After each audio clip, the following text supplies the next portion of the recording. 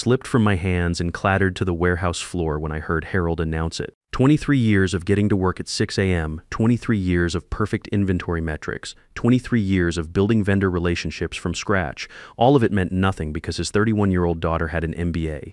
My name is Warren Hayes. I'm 49 years old, and I just learned that competence doesn't matter when bloodline is in play. But let me back up and tell you how this whole thing started, because the ending is going to make a lot more sense once you understand what I built at Blackstone Distribution and how Madison Blackstone Wells systematically stole every piece of it. I started at Blackstone in 2001, fresh off a messy divorce that cost me my house, half my savings, and weekly visits with my son Tommy. The settlement left me renting a studio apartment and driving a 1997 Honda Civic with 180,000 miles on it. Harold Blackstone took a chance on a guy whose resume had more holes than accomplishments, and I spent the next 2 decades proving that decision right. Started as a warehouse supervisor making $30,000, worked my way up to senior operations director overseeing $12 million in annual inventory flow. The climb wasn't easy, lots of 60-hour weeks, studying supply chain management on weekends, taking night classes in logistics while other guys my age were watching football and drinking beer.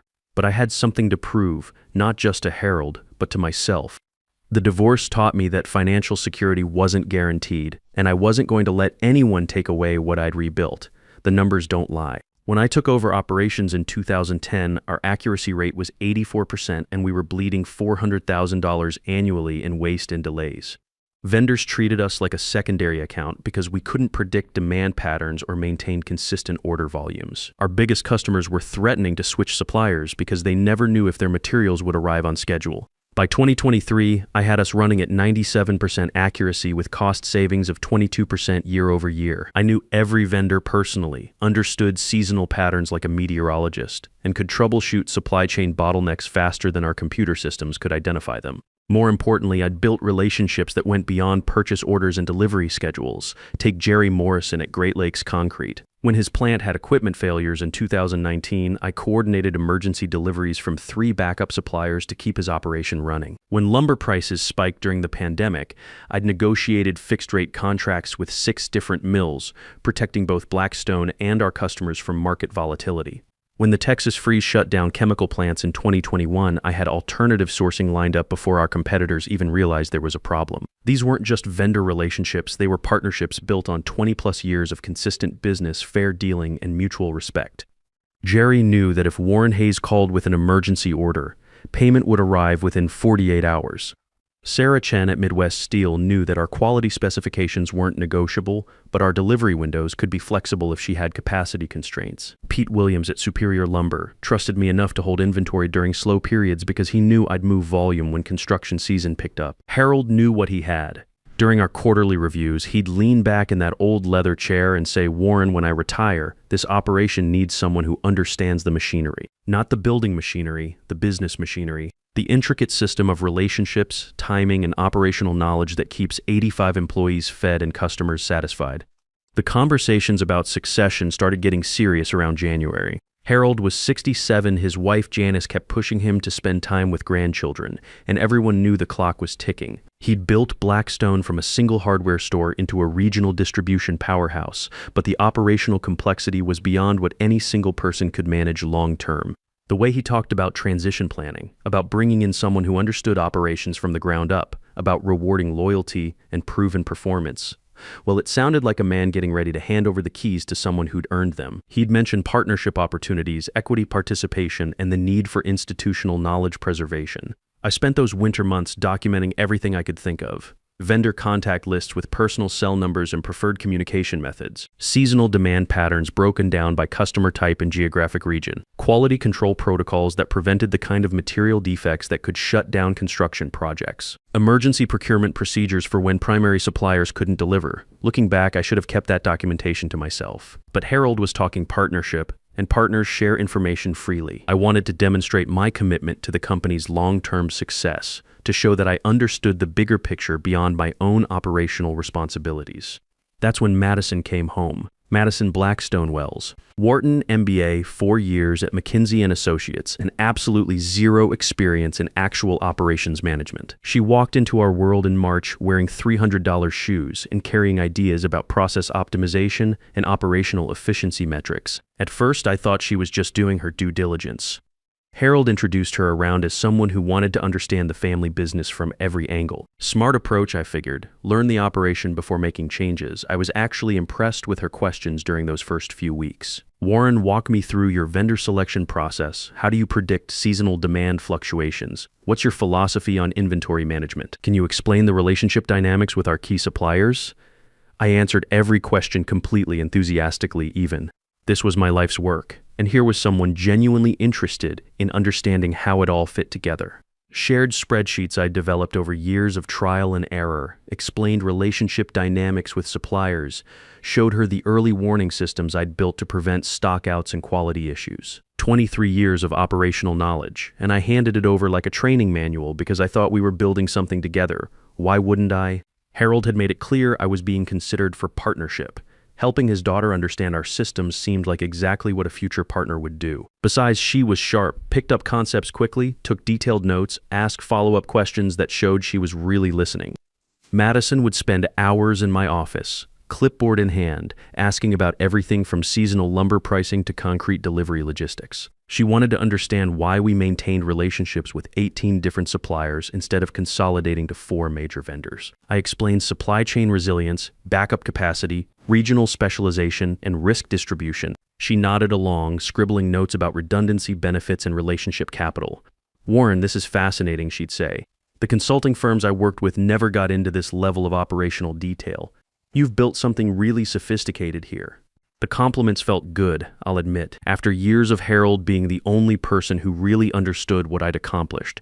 Having someone else recognize the complexity was validating. Madison seemed genuinely impressed with the vendor partnerships, the demand forecasting models, the quality control systems. She called it institutional knowledge and said most companies would kill for this kind of operational expertise. By April, she was sitting in on vendor meetings. Madison's learning the relationship side of the business, Harold explained, made perfect sense. These vendor relationships were crucial. I'd spent years building trust with suppliers, negotiating better terms, creating backup systems for critical materials. If she was going to be involved in company leadership, she needed to understand how these partnerships worked. I watched her interact with Jerry Morrison during a concrete pricing negotiation, taking notes while I explained how volume commitments affected per-unit costs. She asked Sarah Chen intelligent questions about steel delivery schedules and quality certifications. During a lumber sourcing meeting with Pete Williams, she demonstrated understanding of seasonal demand patterns and inventory carrying costs. Your daughter's a quick learner, Jerry told me after one meeting. Sharp questions, good business sense. I was proud, honestly. Felt like I was mentoring the next generation of operations leadership.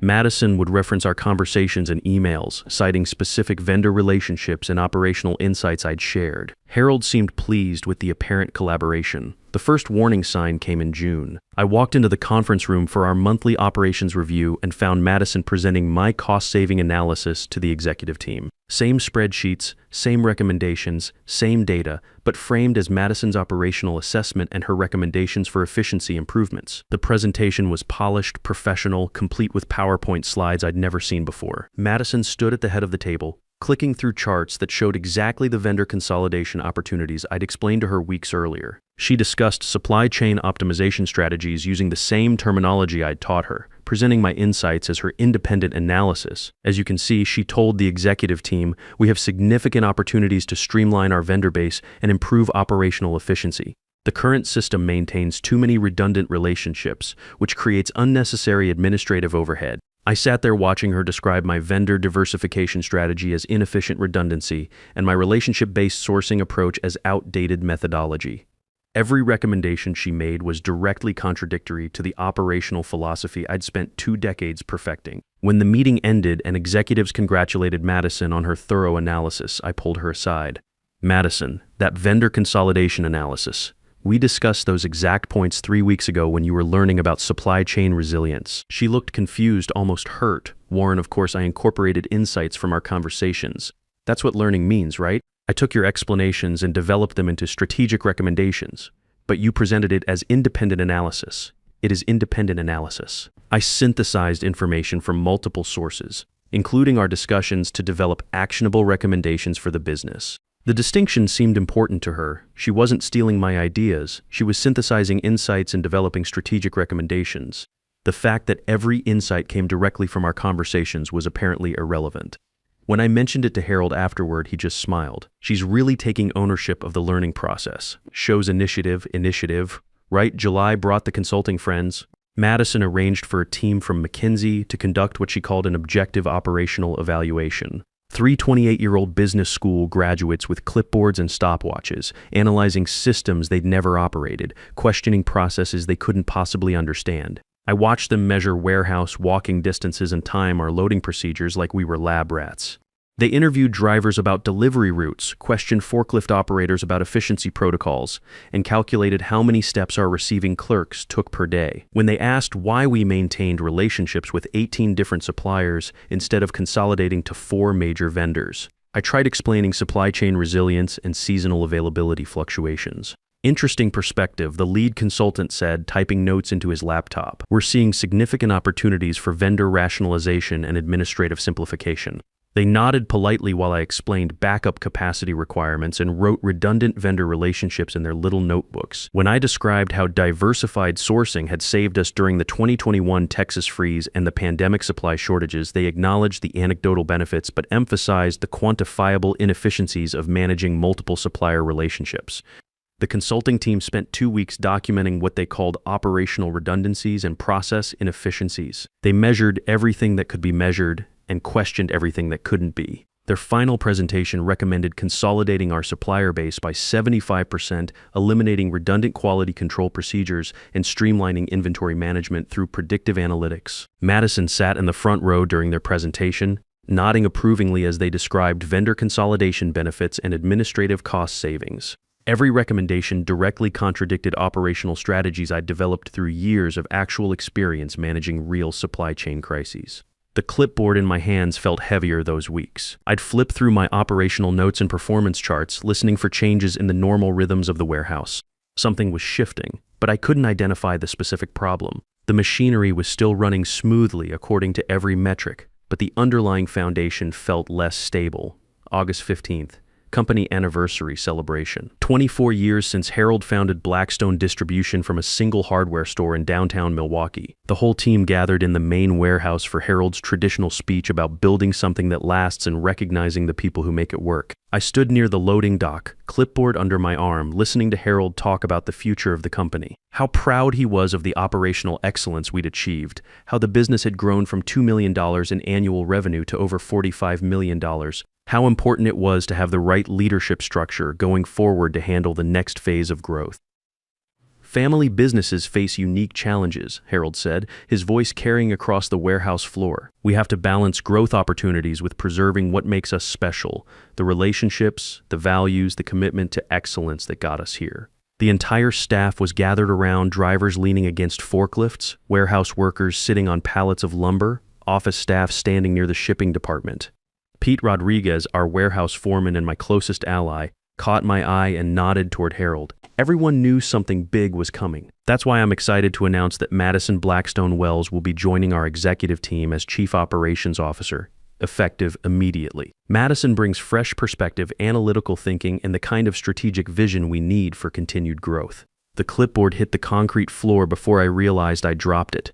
The sound echoed across the warehouse like a gunshot in the sudden silence. Chief Operations Officer, the position we'd been discussing for months. The operational partnership Harold had been preparing me for, except it wasn't a partnership and it wasn't for me. I bent down to pick up my clipboard while 85 employees clapped for Madison's promotion. The leather cover was scuffed where it hit the floor, and the corner of my quarterly performance report was crumpled. 23 years of 97% accuracy rates and $2.6 million in documented cost savings, and I was learning about my career prospects along with everyone else. Madison stepped up to the makeshift podium, all smiles and strategic hand gestures. She looked confident, professional, every inch the MBA-trained executive ready to lead operational transformation. I'm excited to bring some fresh thinking to our operational framework, she said. Over the past few months, I've had the opportunity to analyze our systems and processes. We've identified several opportunities for optimization that should improve our efficiency metrics significantly while reducing costs. Fresh thinking. Process optimization, efficiency metrics, all the buzzwords they'd used to describe my innovations, now repositioned as her vision for change. I watched her describe vendor consolidation strategies and administrative simplification as if these were revolutionary concepts she'd discovered, rather than direct reversals of operational philosophies I'd spent decades perfecting. One of our immediate priorities will be streamlining our supplier relationships, Madison continued. Currently, we maintain an unnecessarily complex vendor network that creates administrative overhead and limits our negotiating leverage. By consolidating to strategic partnerships with fewer, larger suppliers, we can achieve better pricing and more predictable service levels. I felt something cold settle in my stomach. She was describing the exact vendor consolidation strategy the McKinsey team had recommended, the strategy that would eliminate the relationship-based sourcing approach that had saved our customers millions during supply chain disruptions. After the celebration ended and everyone went back to work, Harold pulled me aside near the shipping office. The warehouse was returning to normal activity, but I could see workers glancing our way, probably wondering how Warren Hayes was taking the news. Warren, I know this might come as a surprise, but Madison's bringing some valuable perspective to the operation. MBA training, consulting experience, strategic thinking, the kind of analytical approach we need for the next level. I set my clipboard down on the shipping counter and looked at him. 23 years of working together, building this operation from a struggling regional distributor into a market leader, and he was explaining why someone else deserved to lead what I'd created. I understand, Harold. Family business priorities. It's not just about family, he said, though we both knew it was exactly about family. Madison has insights into operational efficiency that could take us to new levels of performance. The consulting analysis, exactly. Those vendor consolidation recommendations could save us $400,000 annually in administrative costs alone. I opened my clipboard and flipped to the vendor relationship analysis I'd prepared 6 months earlier, the same analysis that showed how diversified sourcing had prevented $1 in crisis costs during the pandemic and Texas freeze. The analysis Madison had apparently never shared with her consulting team. Harold, those administrative cost savings assume normal market conditions and perfect supplier performance. The diversified vendor network isn't overhead, it's insurance against supply chain disruption. But the efficiencies Madison identified are real, I interrupted. In normal conditions, vendor consolidation would reduce costs exactly like the analysis shows. But normal conditions don't include pandemics, natural disasters, or supplier bankruptcies. The redundancy you're calling inefficient is what kept us operational when competitors were scrambling for inventory. Harold looked at the analysis, then back at me. Warren, I'm hoping you two can work together closely. Your operational experience combined with her strategic thinking, that could be powerful. Work together. Under her leadership, after 23 years of building the systems she'd just inherited. The systems she was planning to dismantle based on theoretical efficiency models. Of course, Harold, whatever's best for the company. What else could I say? The decision was made. The bloodline had spoken. Madison Blackstone Wells was now my boss, and her first priority was implementing operational changes that directly contradicted everything I'd learned about managing supply chain risk. That evening, I sat in my truck in the parking lot for a long time after everyone else had gone home. The warehouse was quiet, security lights casting long shadows across loading docks I'd supervised for over 2 decades. Through the office windows, I could see Madison's silhouette moving around Harold's conference room, probably planning the operational transformation she'd announced. My phone buzzed with a text from Tommy, my 19-year-old son. Dad, heard about your work situation through Mom's network. You okay? Even my ex-wife's social circle knew about Madison's promotion before I did. Small-town business community news travels fast when established leadership gets reshuffled. I texted back, fine. Change is part of business, but I wasn't fine. 23 years of expertise had just been subordinated to 6 months of MBA analysis. Everything I'd built was about to be optimized away by someone who confused efficiency metrics with operational wisdom. Madison's first executive decision came the next Monday, organizational restructuring for operational efficiency, which meant eliminating what she called redundant senior positions and streamlining the management hierarchy. I had about 6 weeks before the restructuring took effect. 6 weeks to figure out how to handle being managed by someone who'd spent 4 months learning systems I'd spent 2 decades perfecting. 6 weeks to decide whether Warren Hayes was going to go quietly into early retirement or teach some hard lessons about the difference between managing spreadsheets and managing operations. The choice was easier than I expected.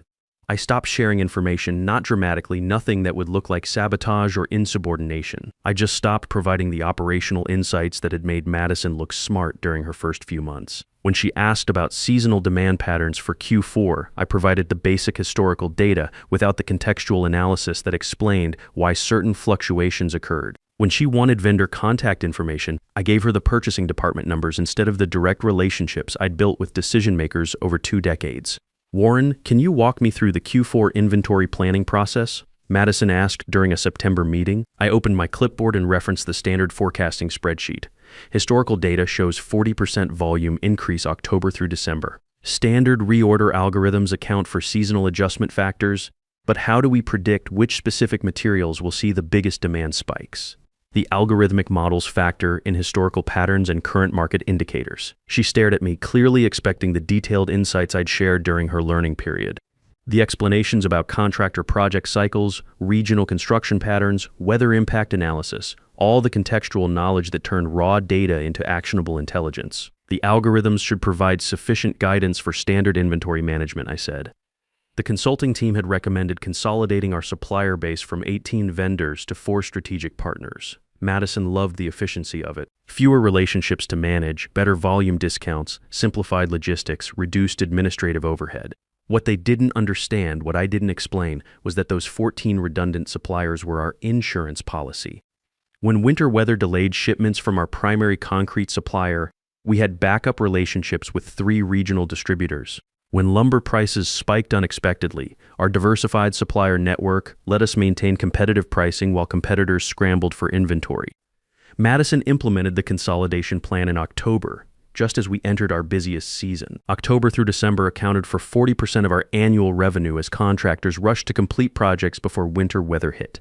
I watched it happen from my newly streamlined role as senior operations analyst. No more direct vendor relationships, no more authority over inventory decisions. Just analysis and reporting to Madison, who was discovering that managing actual operations was more complex than managing theoretical models. The first crisis hit in early November. Our primary lumber supplier had quality control issues with a major shipment. 30% of the load was unusable dimensional lumber, warped and split from improper kiln drying. In previous years, I would have activated backup suppliers within hours, using relationships I'd maintained specifically for emergencies.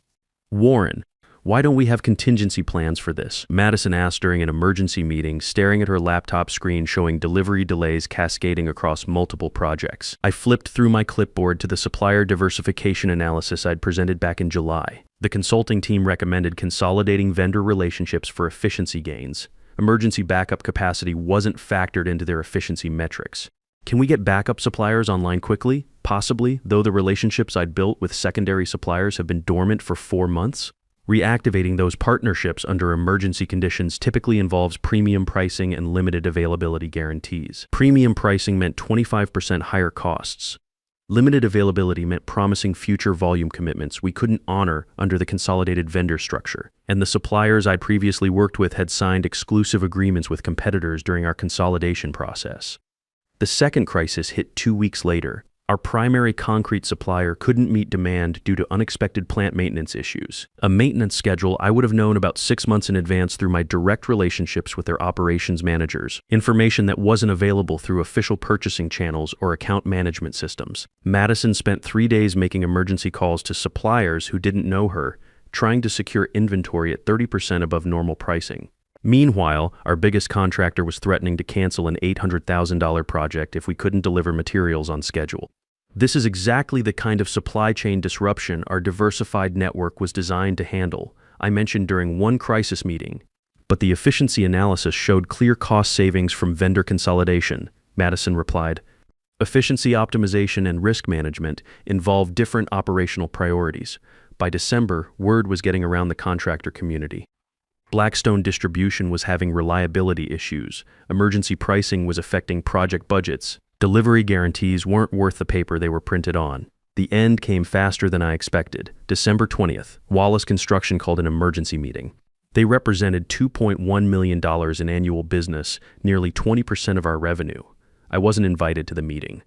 Madison handled it with Harold and our sales director. But Pete Rodriguez filled me in afterward. Wallace was terminating their supplier relationship with Blackstone Distribution, effective January 1st. 6 months of delivery delays and emergency pricing had convinced them we were no longer reliable partners. They'd signed a 3-year contract with Summit Materials, our biggest competitor. 2 days later, Harold knocked on my office door. His face had aged years in the past few months, stress lines around his eyes that hadn't been there during the summer. "Warren, I need to ask you something directly. Is there anything we should be doing differently with operations?" I set my clipboard down and looked at him. 23 years of working together, and he was asking me to fix problems his daughter had created with my systems. "Harold, our operational efficiency metrics are exactly where the consulting team projected. Vendor consolidation reduced administrative overhead by 18%. Streamlined management hierarchy, eliminated redundant positions. The restructuring achieved all stated objectives, but we're losing customers. Efficiency optimization and customer retention involve different operational priorities." He sat down heavily in the chair across from my desk. "Warren, cut the corporate speak. What's really happening here?"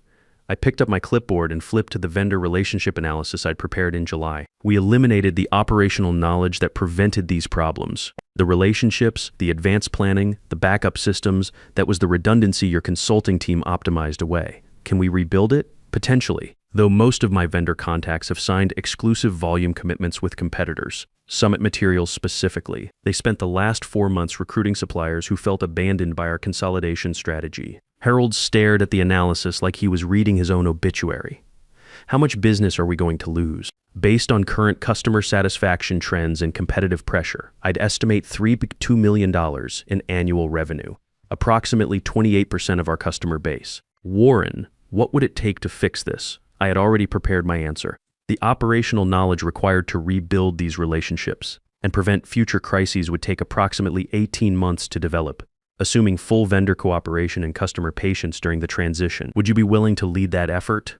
"I appreciate the offer, Harold, but I've accepted a position with Summit Materials as Regional Operations Director. I start January 15th. The clipboard felt lighter in my hands than it had in months. Summit Materials approached me in November. Wallace Construction recommended me when they were negotiating their new supplier contract. Seems my reputation for operational reliability preceded me. Harold's face went through several expressions before settling on resignation. "What about Madison?" "Madison has an MBA from Wharton and 4 years of consulting experience. I'm sure she'll optimize the operational framework for maximum efficiency." 6 months later, I heard Madison had left Blackstone to pursue strategic consulting opportunities. Harold was personally managing operations and trying to rebuild vendor relationships. 3 more major customers had switched to Summit Materials. The industrial distribution business is smaller than people think. Word gets around about companies that value operational expertise and companies that optimize it away. Warren Hayes wasn't just changing jobs. I was taking 23 years of hard-won knowledge to an organization that understood its value.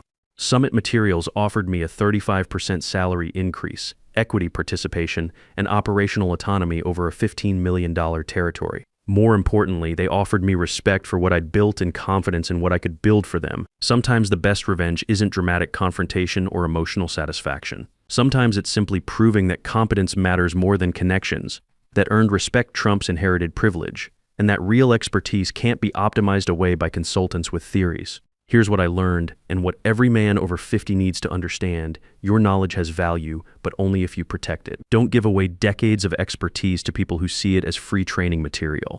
When someone shows you they value credentials over competence, believe them the first time. And remember, in business, the market always validates real expertise eventually. Your reputation is portable, but respect has to be earned everywhere you go. The companies that understand this difference are the ones worth working for.